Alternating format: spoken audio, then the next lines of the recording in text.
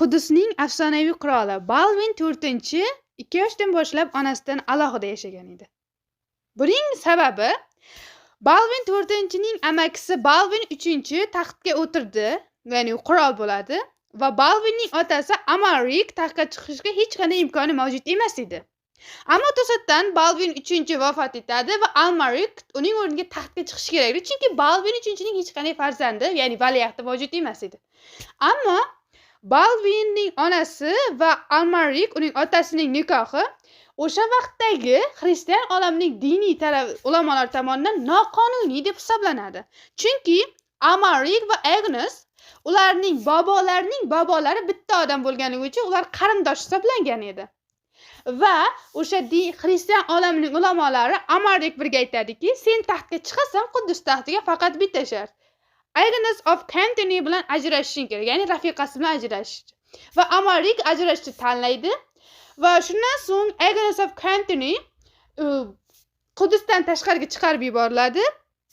Bu vaqtda esa Balvin 2 yoshda, opasi Sibylla esa taxminan 5 yoki 6 yoshlarda bo'ladi. Ammo bu nikohni xristian olamining ulamolari noqonuniy degan bo'lsalarda, ya'ni ularning nazarida noqonuniy tuyulgan bo'lsa, Balvin va uning opasi Sibylla valiahtlar sifatida qoldiriladi, ya'ni ular Quddusda valiahd sifatida yashashda davom etadi.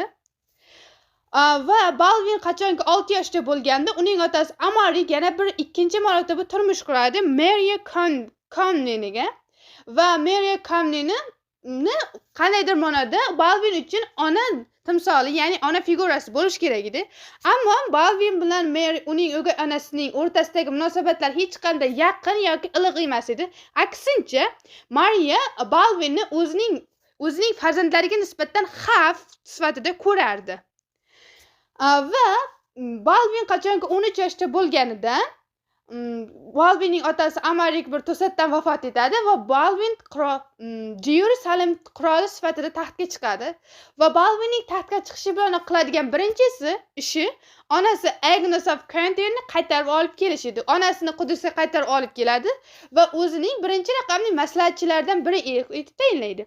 Lekin bu vaqtda barcha lordlar, ya'ni Jerusalemdagi lordlar Quddusning qiroli Balvin 4ning onasini qaytib kelishini yoqlashmaydi. Chunki Balvin asosiy ishonchini onasiga beradi va barcha siyosiy masalalarni onasi bilan birinchi o'rinda muhokama qilishni boshlaydi. Ammo Balvin o'zining o'gay onasi Mariyani kortdan, ya'ni devondan chiqarib yubormaydi. Aksincha, Mariya kortda